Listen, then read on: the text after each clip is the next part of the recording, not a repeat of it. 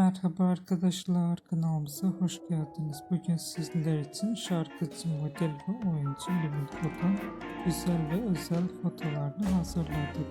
Liminko 2017 yılında müzik albümü yapmıştır. Bu yıl Liminko dizisinde rol almıştır. Dizileri 8 bölüm sürmüştür. Şimdilerde dizide rol almıyor. Nisan 2016'da bölüm almıyor.